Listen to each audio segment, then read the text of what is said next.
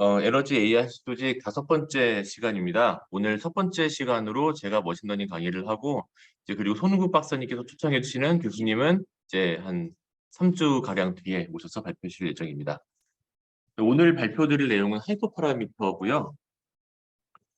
기존에 저희가 이제 거론기를 잠깐 보면은 대강 이렇습니다. 맨 처음에 기본 개념 말씀드렸고요. 그 다음에 파이프라인, 베스트 모델, 트리 모델까지 했고 오늘 하이퍼 파라미터 시간이에요.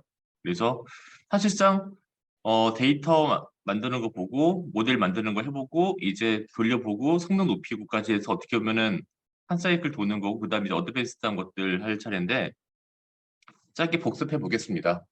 먼저 머신러닝 기본 개념에서 제가 말씀드렸던 거는 머신러닝 통계학이기 때문에 일단 제대로 된 데이터가 필요하다, 제대로 나눠야 된다 말씀드렸었고요. 여기서는 이제 모델보다 데이터가 우선이다 말씀드렸습니다. 두 번째는 머신러닝 파이프라인을 만드는 방법 말씀드렸어요. 저희가 지금 일반적인 것을 하기보다 사이킨런을 진도를 나가고 있잖아요. 그 안정적인 모델링을 위해서는 파이프라인으로 만들어서 재현성을 확보하는 게 굉장히 중요합니다. 그래서 수치형 데이터는 표준화를 해주고 이 안에서 범주형 데이터는 인코딩을 해주고 그리고 이것도 이제 그 데이터 변환을 학습을 해서 하는 거를 알려드렸었고요.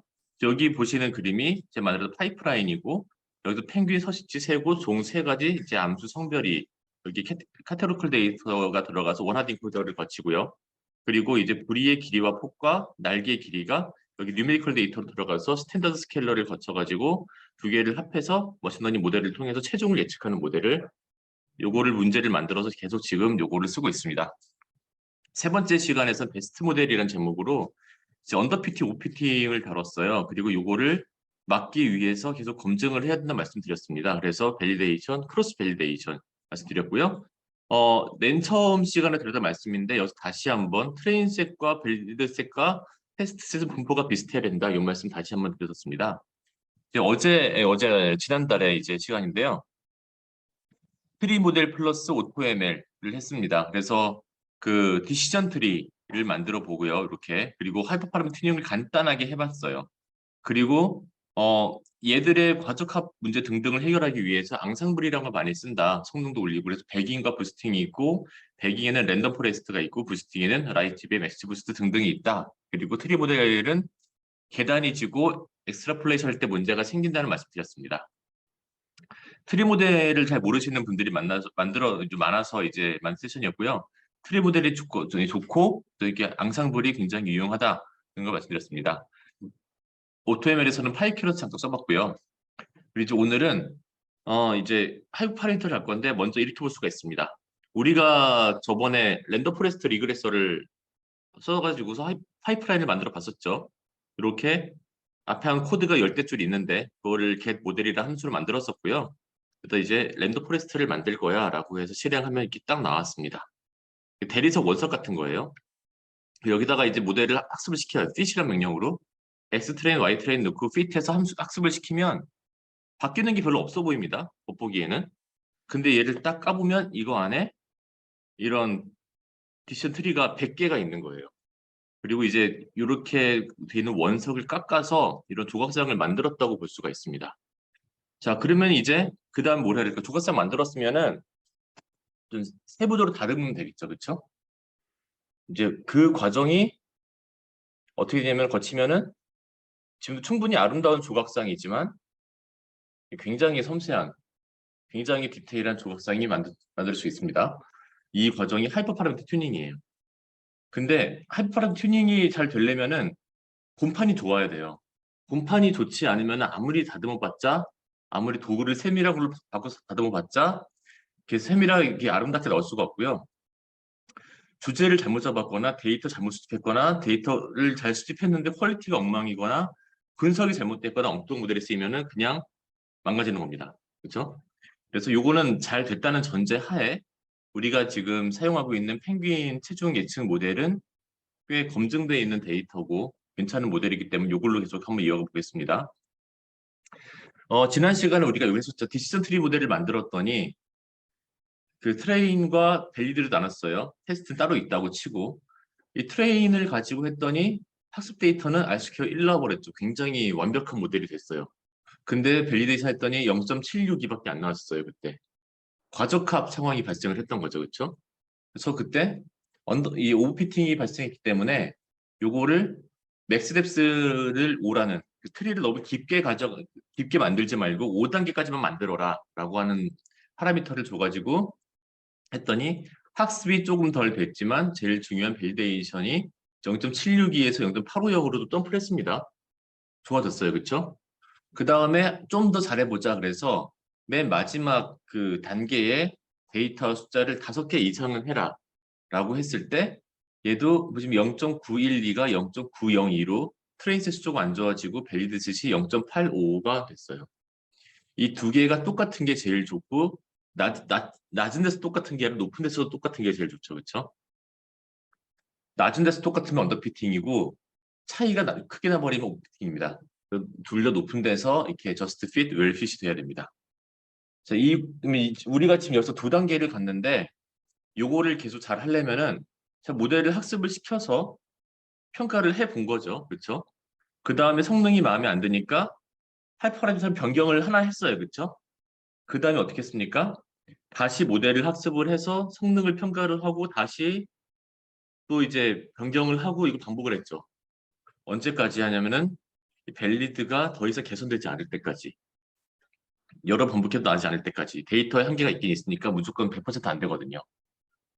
근데 몇 점이 제일 좋은 거냐? 0.9면 좋은 거니 0.8을 7이면 좋은 건 이거 알 수가 없어요. 그래서 노가다를 해야 됩니다.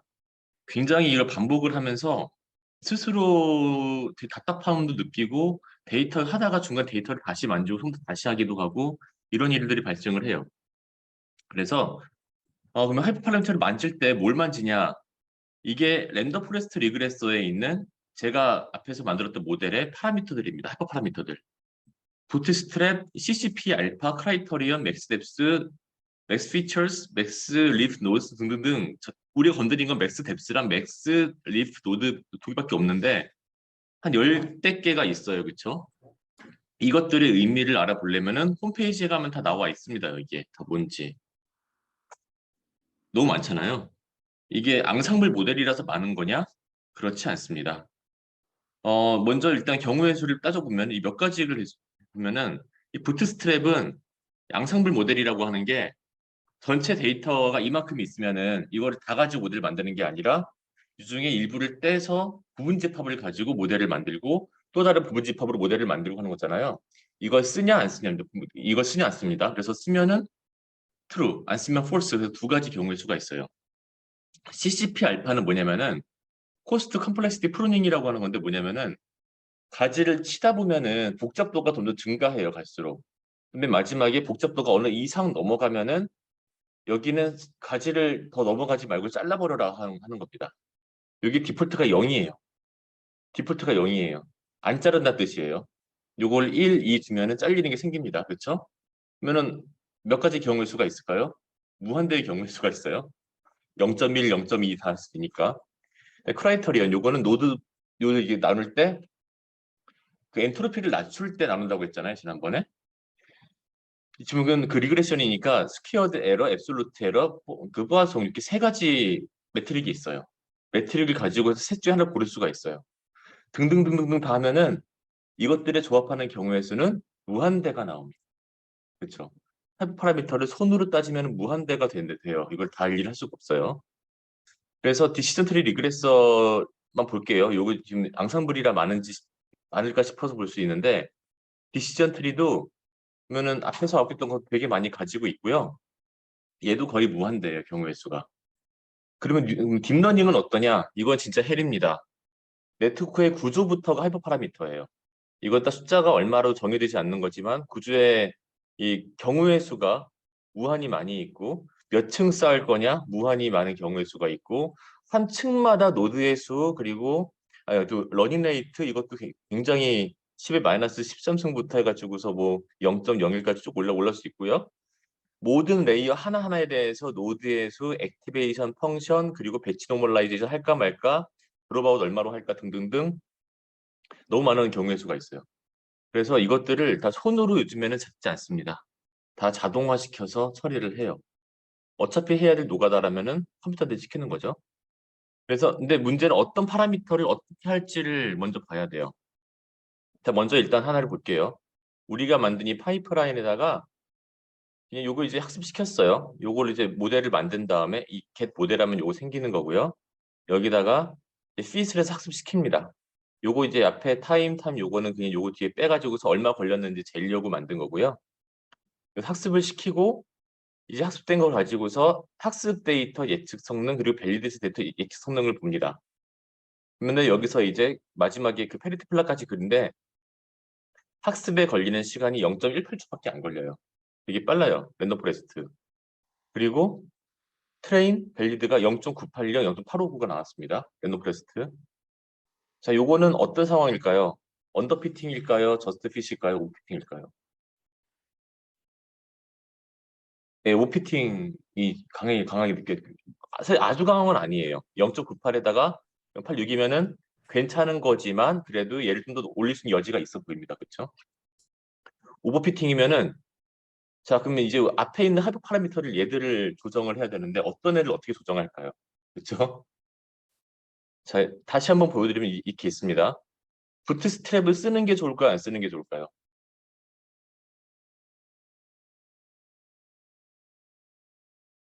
네, 쓰는 게 좋아요. 쓰는 게 더 다양한 케이스를 만들어서 다양한 경우에 대응할 수가 있어요. CCP 알파 디폴트 0인데 어떻게 할까요? 더 낮추지 못합니다. 올리면은 가지를 친다 그랬죠. 그러면은 좀 이제 과적합이 좀 덜 돼요. 올리는 게 좋아요.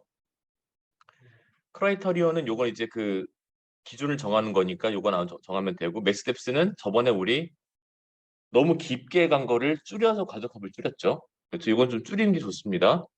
분할에 관여할 최대 피처 수 요것도 조금 줄이면 좋아요. 그러니까 이거를 각 피처마다 어떤 방향으로 움직일지 알려면은 이 모델이 어떻게 동작하는지 원리를 알아야지 방향을 정할 수가 있어요. 근데 요즘에 뭐 컴퓨터가 좋으니까 믿고서 그냥 무지성으로 기본값 플러스 마이너스 해가지고 이 안에서 다 찾아봐라고 할 수 있습니다.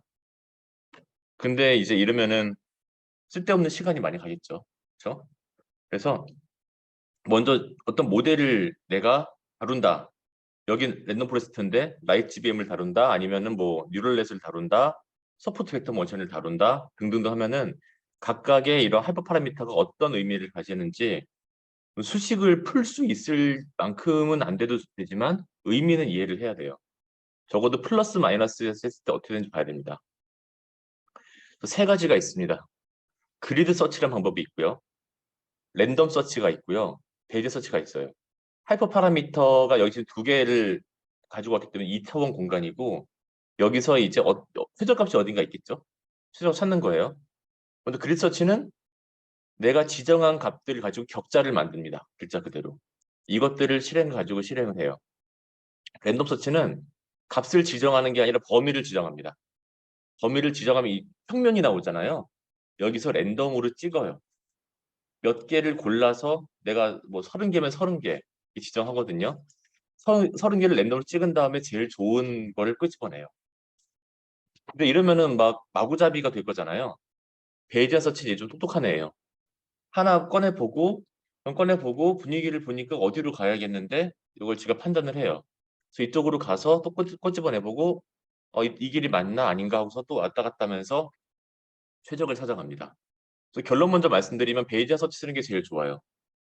그런데 일단 앞에도 두 개 다 알고 있어야 되니까 이거 한번 쓰는 거랑 어떤 일들이 벌어지는지랑 정리를 해서 드릴게요. 자, 먼저 그리드 서치입니다. 얘 장점은 내가 관심이 있는 하이퍼 파라미터를 지정할 수가 있어요. 단점은 시간이 오래 걸려요. 그리고 최저값이 내가 찍은 이 값들에 비껴서 있으면은 못 찾아요. 그렇죠? 그래서 일단 사이킨런의 모델 셀렉션에 그리드 서치 CV가 있습니다. 그리고 재밌는 게 CV가 붙어 있어요. 크로스 밸리데이션을 하면서 찾아요. 트레인 데이터셋을 넣으면은 기본이 5폴드거든요. 5폴드로 나누어서 5개 중에 4개로 학습시키고 하나로 평가하고 이걸 다섯 반복을 하면서 얘들의 평균을 가지고서 제일 좋은 걸 찾아요. 그러니까 굉장히 좋은 거죠. 자, 근데 이제 파라미터를 넣습니다. 4개를 골라봤어요. 에스티메이터. 요거는 랜덤 포레스트를 이루는 디시전 트리 개수예요. 디폴트가 100개인데 좀 많으면 과적합이 떨어질 것 같아요. 그래서 100, 200, 300 해봤어요. 그리고 맥시멈 뎁스예요. 처음에 막 18단계까지 갔었는데 그 5단계로 했더니 줄었잖아요. 근데 이게 최적인지 모르겠어요. 3이랑 10을 놔봤어요. 그죠? 그리고 이게 맨 마지막에 그 노드가 가지는 데이터의 개수예요. 13579, 13570 10으로 했어요. 디폴트는 1이에요. 맨 마지막에 정말 데이터 하나하나가 다 쪼개는데 제가 5로 해가지고서 과적합을 줄였었는데 더 좋은 값이 있을지 모르잖아요. 3이나 7이나 10이나 한번 해봤어요. 이렇게. 그리고 요거는 이제 그 쪼갤 때 평가는 그 요거를 어떻게 할지 등등이 있는데 그 피처를 몇 개를 쓰자는 게 있는데 요거를 자동으로 할지 스퀘어루트로 할지 뭐 로그 이르식으로 할지 몇 가지가 있습니다. 3개를 다 넣어봅니다. 자, 이러면은 경우의 수 몇 가지일까요? 3 곱하기 3 곱하기 5 곱하기 3 그리고 5 폴드가 붙어요. 크로스 밸리데이션 675번 합니다. 아까 한 번 했을 때 0.16초 나왔잖아요. 이렇게 했더니 213.78초가 나와요. 거의 3, 4분 정도 걸리는 게 됩니다. 이 시간 되게 긴 거 아세요? 코딩하다 보면 3분 멍 때리고 있기 쉽지 않아요. 그동안에 이제 다른 뭐 카톡 보다가 친구 얘기하다가 시간 휙 가버리고요. 굉장히 효율이 안 좋아져요. 여기서 이제 이렇게 해서 돌리는데 이 코드를 잠깐 설명을 드려볼게요.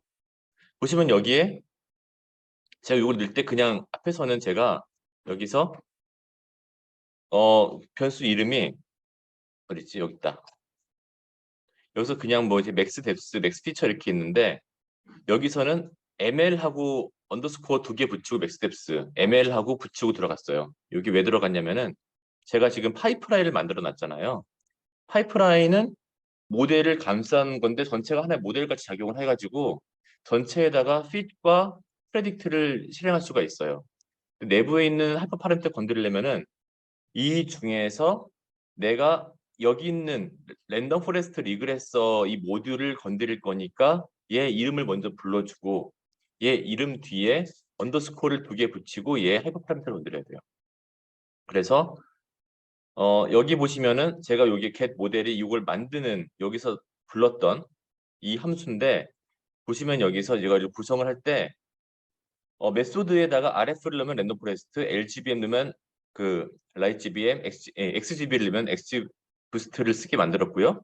근데 그때 얘들의 이름을 전부 다 ml로 다 받았어요. ml로 지정을 넣었어요. 그래서 랜덤 포레스트 리그레서에 있는 하이퍼를 건드릴 거라면 여기는 이 ml 이름을 먼저 불러주고 ml에 n 에스티메이터 이렇게 들어갑니다. 그래서 ml n 에스티메이터 이렇게 들어가요. 파이프라인을 또 파이프라인 넣을 수도 있거든요. 또 넣을 수도 있어요. 이게 무한 증식이 가능해요. 사이에 전부 다 언더스코어 2개로 이어주면서 들어갑니다. 단계를 들어갈 때는. 그러면 여기서 요거는 ml n estimates라는 뜻은 파이프라인 구성 요소 중에서 ml의 n estimate의 값 범위는 100, 200, 300이다가 돼요. 요거를 파라미터 그리드라고 부릅니다. 이렇게 만든 요 딕셔너리 형태로 만든 파라미터 그리드를 그리드 서치 CV에다가 모델을 넣고 여기에 파람 그리드라는 변수에다가 여기 집어넣어줘요. 그러니까 대강 알겠죠? 이 모델에다가 이 모델을 이 공간 속에다가 넣으면서 R 스퀘어 기준으로 정리를 해봐 라는 거죠. 그리고 이 수많은 것 중에 베스트 조건이 있을 거잖아요. 가장 좋은 조건이 있으면은 거기다가 다시 그 조건을 쓸 거니까 그걸로 학습을 다시 시켜 리핏이 됩니다. 이렇게 하면은 이 GSCV 자체가 이제 하나의 파이프라인처럼 우리가 쓸 수가 있어요. 이걸로 이렇게 학습을 시키고요. fit 똑같은 명령으로요. 트레인 x, y 넣어서 학습을 시키고 결과가 이제 CV 리절트라는 걸로 다 나와요. 아까 그 수많은 개. 얘를 이제 데이터 프레임 뽑을 수도 있고요. 이렇게 엄청 많죠. 135개가 있어요. 각 하나 안에 그 파일 폴더가 또 있고요. 이 중에서 베스트 조건, 내가 찾고자 했던 최고의 파라미터 조합은 베스트 파람즈라고 하는 변수를 쓰면은 이게 그 뭐죠? 그 속성을 불러오라고 하면은 그걸 딱 불러옵니다. 맥스 뎁스는 5일 때가 최선이었고, 맥스 피처는 스퀘어 루트가 최선이었고, 민 샘플 리프는 1일 때 최선이었고, 이거는 300개 등등등 이런 식으로 해서 그때 R 스퀘어는 0.85 0.899였다가 됩니다. 약간 이상하죠. 이 0.8599라는 게 아까보다 좀 떨어진 것 같지 않아요? 그렇죠. 이거는 왜냐면은 아까는 트레인셋이랑 밸리데이션 나누고 이걸 통으로 넣고 학습을 시키고 요걸로 평가를 했는데 지금 요거는 이 테스트 트레인셋 안에서 크로스 밸리 처리를 한 결과예요. 좀 달라요. 그래 숫자가. 똑같은 기준으로 하기 위해서 이제 요거를 이렇게 학습시킨 거에다가 트레인 X 넣고 밸리데이션 X 넣어가지고 Y 만들면은 아쉽게 0.872가 됩니다. 아까 그냥 했을 때 0.859였죠. 조금 좋아졌어요. 지금. 그렇죠? 조금 좋아졌습니다. 이게 그래드 CV예요. 한 3, 4분 걸려가지고 얻는 결과입니다. 자, 0.16초 걸리는 모델이 3, 4분이 걸릴 정도로 시간이 많이 곱하기가 돼요. 모델 하나 돌리는데 5분 걸린다라고 하면은 몇 시간이 걸려버리고 며칠이 걸릴 수도 있어요. 그리고 파라미터 저 4개만 했잖아요. 파라미터 6개, 7개 하면 다 곱하기입니다. 그렇죠? 아주 어마무시한 그 곱셈의 함정에 빠지게 돼요. 그래서 랜덤 서치를 더 많이 씁니다. 랜덤은 뭐냐면은 아까 그랬잖아요.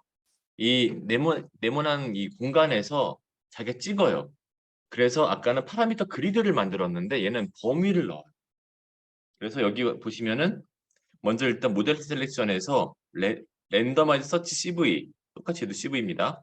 얘를 불러가지고 변수를 넣는데 사이파이 모듈을 씁니다. 사이파이의 스태츠 통계 모듈을 쓰는데 왜 통계 모듈을 쓰냐면 얘가 랜덤 함수 같은 게 있어요.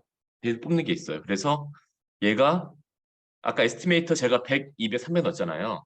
요거는 100에서 300 사이 중에서 랜덤하게 정수를 뽑아 라는 뜻이에요.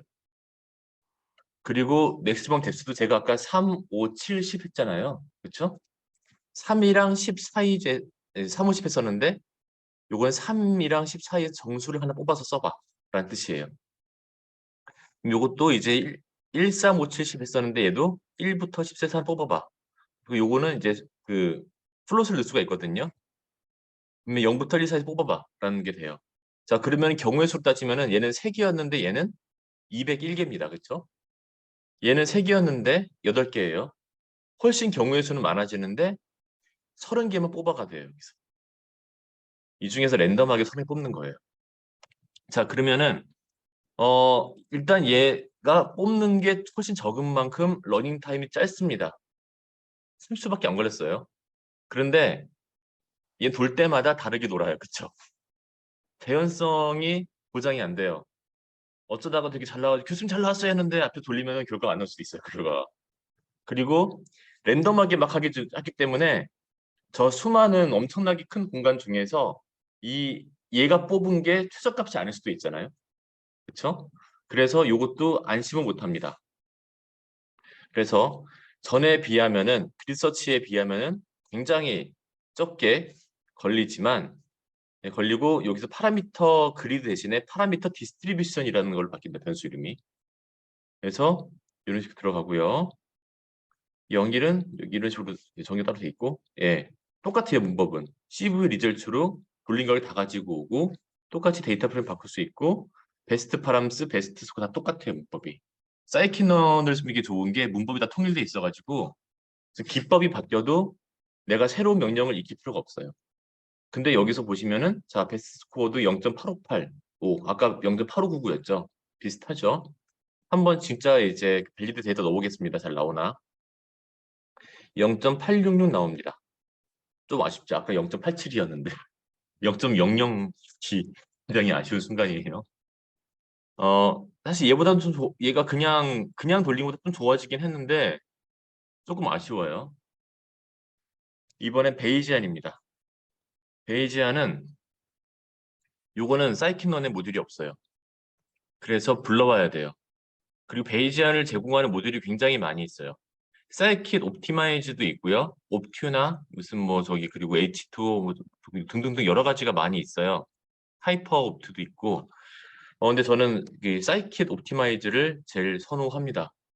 다른 이유가 아니라 성능은 다 비슷해요. 어떤 블로거가 6개인가를 나란히 놓고 성능을 비교했는데 성능은 대동소이해요. 근데 메모리 사용량 부분에서 레이가 효과적이었나 그랬고 레이도 속도가 좀 빨랐고 속도랑 메모리 사용량에 좀 차이가 있었는데 이 사이킷 옵티마이즈가 문서화가 너무 잘 돼 있어요. 그 블로거도 딴 데는 정말 기능은 있는데 문서가 없어서 쓸 수 없는 것도 있는 반면에 얘는 정말 지나칠 만큼 다 있다. 너무 친절하다. 그래서 공부할 때는 이런 게 좋습니다. 그리고 이 라이브러리 잠깐 말씀드리면 베이지안 서치 CV만 하는 게 아니라 이런 베이지 오티마이제이션도 해줘요. 그래서 화학 반응에서 결과 보면서 최적 반응 조건 찾기 이런 거 할 때 베이지 오티마이즈 하잖아요. 이거 쓰면 됩니다. 얘의 장점은 이런 베이지안은 하나를 뽑은 다음에 그 다음 거 보고 이제 분위기를 보면서 그 다음 거 정하기 때문에 랜덤보다 느립니다. 그렇죠? 랜덤은 그냥 마구잡이로 막 하기 때문에 얘보다 빠른데 얘는 하나 했다 하나 했다 하나씩 느려요. 근데 그리드보다 훨씬 빨라요. 이걸 다 안 하니까. 그리고 이게 가장 큰 장점입니다. 최저값일 확률이 매우 높아요. 더 이상 더 좋은 걸 찾기 힘들다라고 말할 수 있을 확률이 제일 큽니다. 그래서 보면은 코드가 거의 안 바뀝니다. SKUT에서 베이스 서치 CV를 임포트하고요. 요게 좀 바뀌어요. 아까는 여기서 사이파 있었잖아요. 얘는 자체에 있는 스페이스라고 하는 그 모듈에서 카테고리컬 인티저를 불러와가지고 여기는 인테저로 정의하고 인테저 안에서 이렇게 요거는 원래대로 한번 해봤어요. 오토, 스퀘어 루트, 로그 2 중에서 하나 골라라. 카테고리컬 이렇게 들어갑니다. 문법이. 그리고 여기도 보시면은 다 똑같아요. 근데 여기서 CV는 5가 들어가야 돼요. 왜냐면은 요거를 꼭 굳이 안 넣어도 되는데 앞에 것들이랑 두 거를 맞춰주기 위해서 그랬어요. 앞에는 디폴트가 CV가 5 폴드예요. 근데 얘는 CV가 3 폴드예요. 디폴트가. 그래서 그냥 해도 되긴 하지만 앞에 거 두 개가 5 폴드니까 동등하게 비교하기 위해서 넣었고요. 요거 이제 30개만 한번 해봐라 라고 하는 겁니다. 그리고 나머지 다 똑같죠 이제. 요도 서치 스페이스라고 그냥 변수명 달라졌을 뿐이고요. 그리고 예 하면은 얘는 1분쯤 걸렸습니다. 아까처럼 그리드 서치 3, 4분 걸렸고요. 랜덤 할 때 37초 걸렸었고요. 얘 1분쯤 걸렸으니까 나쁘지 않죠? 그리고 예. 그 뒤에 결과 확인은 모두 똑같아요. CV 리절츠 그다음에 데이터 프레임 만들어 보고 베스트 파람즈, 베스트 스코어 다 똑같아요. 그래서 보시면 0.8616 조금 올라갔어요, 아까. 자, 그러면은 진짜 밸리디티 높으면 어떻게 되냐? 0.871 나왔습니다. 성능 거의 그리드랑 거의 똑같아요, 그렇죠? 그리고 요것도 보면은 그리드 서치랑 딱 하나가 달라요. 요게 그래서 제가 5를 넣어준 걸 제 베스트를 찍었는데 얘는 6을 골랐어요. 아마 5까지 안 갔던 것 같아요. 더 제가 30이 아니라 그리드 서치가 쓴 시간만큼 쓰게 그 여기서 요 아이터레이션 요 수를 뭐 300을 넣든 뭐 넣으면은 갈지도 모르겠어요. 근데 요거 0.001 올리자고 그 시간을 다 쓰는 거는 현명하지 못한 행동일 거예요, 아마. 그래서 보시면은 얘보다 좋아졌습니다. 그래서 오늘은 좀 빨리 끝났어요. 이게 마지막 페이지예요. 그리드 서치, 렌더 서치, 베이스 서치 요거 세 개 비교를 해보면은 요게 지금 아이스퀘어거든요. 맨 처음 디폴트는 이제 크로즈를 안 했으니까 이 0.859였다가 얘들의 0.87이 0.866, 87을 올랐어요. 이렇게. 그죠? 근데 드는 시간이 얘가 200 얼마 걸리고 37.7, 제가 오타냈나 봐요. 여기다가 270 몇 초였던 것 같은데 좀 몇 배가 많이 걸리기 때문에 또 요즘에는 베이지아 서치를 다 씁니다. 한 2년 전에는 이 베이지아 서치 라이브러리가 한 3년 전 정도에는 하이퍼옵트가 갓 나왔었나 그때? 그래서 좀 찾기 좀 쓰기 어려웠어요. 매뉴얼 되게 안 돼 있고. 요즘에 여러 가지 워낙에 잘 나와가지고요. 배치를 거의 당연하다시피 다 쓰고 있고요. 그리고 기껏 모델을 만들었는데 이거를 안 쓸 이유도 없어요. 보시다시피 코드도 너무 쉽기 때문에. 그래서 무조건 하시는 걸 추천을 드리고요. 근데 다만 이 베이지에 여기서 하이퍼파라미터 튜닝이라는 거는 모델의 성능을 올리는 거지 앞에 데이터의 그런 분포라던가 피처의 종류라던가 문제 정의라든가 여기서 오는 한계는 극복이 안 됩니다. 그래서 앞에서 할 거 다 하고 거의 진인사 대통령의 심정으로 조금이라도 더 해보자 했을 때 하드 파라미터 튜닝을 합니다. 그러면은 이제 쓸만한 결과가 내가 최선을 다했다라고 비로소 이제 좀 마음을 놓고 이 결과를 가지고 논문을 쓰거나 학회 발표할 수가 있어요. 머신러닝이 저 처음에 얘기했지만 그러잖아요. 제가 그랬잖아요. 이게 정말 최선인지 그 자신이 없다고. 근데 이거 쓰면은 이 모델에선 이게 최선입니다라고 말하셨습니다. 네, 오늘 발표는 여기까지고요. 그리고 제가 요거 글 쓰면서 참고한 글 블로그인데 여기 보시면 다른 데이터셋 가지고서 요거 세 가지를 비교를 해가지고 세는 게 있어요. 그래서 한번 시간 되시면 여기 가서 연습하는 겸 해가지고 코드 한번 해보시고 그것도 돌려보시면 좋을 것 같습니다. 여기까지 일단 오늘 좀 빠르게 마쳤습니다. 좀 질문 있으실까요? 그 한강우 박사님께서 질문 주셨네요. 예. 예. 예. 채팅 주시면 좋겠습니다. 예. 예. 파란 뒤에 요거 언더바 2개씩 있는데, 요거 아까 제가 잠깐 말씀드렸었는데, 요거는 뭐냐면, 네. 내가 여기서 그 파이프라인을 만들었잖아요. 겟 모델로 만든 이 모델의 정체는 파이프라인인데, 이 파이프라인 안에 여러 개의 모듈이 있어요. 여기 지금은 단순한 거라서 인코더 하나, 스케일러 하나, 모델 하나 들어가 있지만 여기 이제 여러 개 내가 만든 함수를 넣을 수도 있고 등등등 굉장히 복잡하게 만들 수가 있습니다. 근데 그 중에서 내가 어느 자리에 있는 하이퍼 파라미터를 건드린다라고 할 때 얘 이름을 불러줘야 돼요. 그 이름을. 여기서 얘 이름이 ml이었고요. 그래서 ml 언더스코어 이렇게입니다. 요건 제가 임의로 한 게 아니라 그 파이프라인 내부 객체 하이퍼파를 접근하는 문법이에요. 이게 공식적으로 그렇게 하라고 되어 있습니다. 그렇게 하지 않으면 접근이 안 됩니다. 좀 답변 됐을까요, 박사님? 예.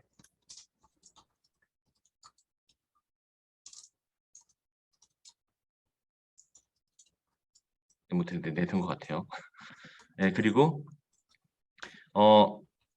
그림 떴으니까 보여드리면 이렇게 아까 해가지고요. 제가 보시면 이렇게 2D로 짰죠. 감마라고 하는 파라미터를 이제 그 로그 스케일로 증가시키고 C라고 하는 것도 증가시키면서 이제 성능을 봤습니다. 그 다음에 얘를 가지고 뭐냐면은 이런 그림을 그렸어요. 그림을 그리고 얘를 점점 더 파고 들어갔는데 잠시만요. 세 번째 거를 봐야겠구나. 여기 있다. 여기 있었던 것 같은데 잠시만요. 네, 그걸 제가 생략을 했나 봐요. 그걸 하면은 굉장한 노가다를 하게 되는데 왜냐면 이렇게 한 다음에 이렇게 또 하고 또 하고 그다음에 이건 2개니까 그림으로 그릴 수가 있는데 3개부터 못 그리잖아요. 3차원이니까. 결과적으로 베이지안보다 못해요. 그냥 베이지안 하는 게 나아요.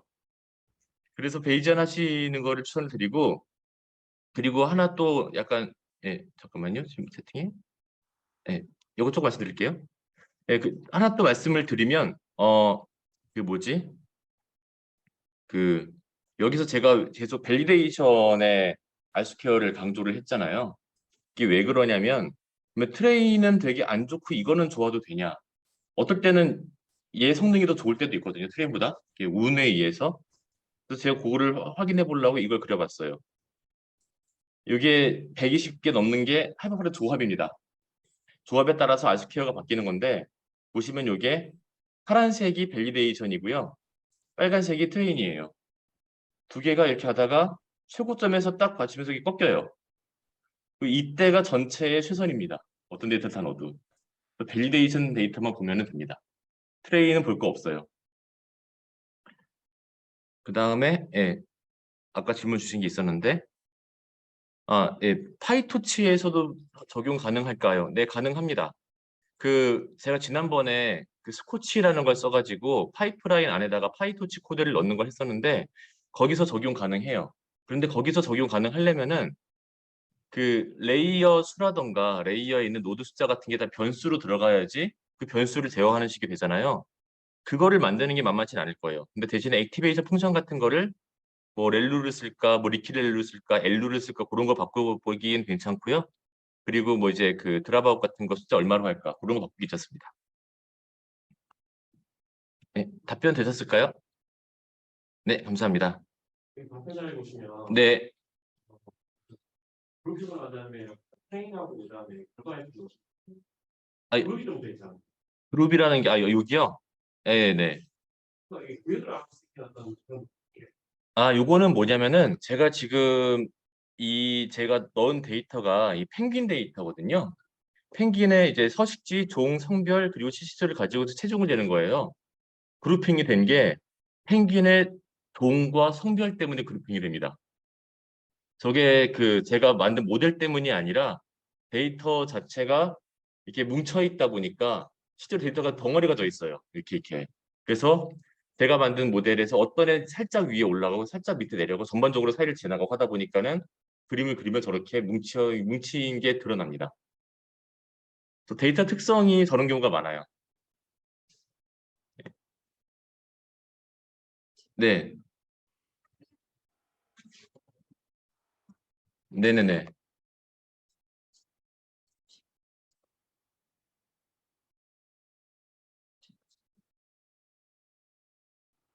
그렇긴 한데요. CV를 하면은 밸리데이션에 가기 전에 자체적으로도 좀 볼 수가 있는 면이 있어요. 그리고 왜냐면은 트레인 데이터 이만큼 넣고 이만큼 해서 통으로 한 다음에 여기다 맞춰보면 이것도 어떻게 보면 빌리베스에서 오피팅 될 수 있거든요. 여기에 오피팅을 막기 위해서 내부에서 CV를 해요. 그래서 말씀하신 대로 이렇게 하고 이렇게 해도 되긴 되는데 어차피 우리의 최종 목적은 밸리셋이 아니라 나중에 올 테스트셋이잖아요. 예.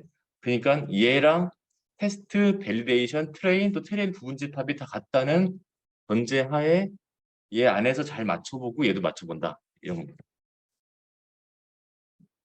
네? 네, 맞아요, 맞아요. 이게 얼마나 일반적인가, 그 모델이. 네. 네, 더 이상 질문 없으면은 오늘은 이 정도 마칠까요? 네, 감사합니다. 수고하셨습니다. 네.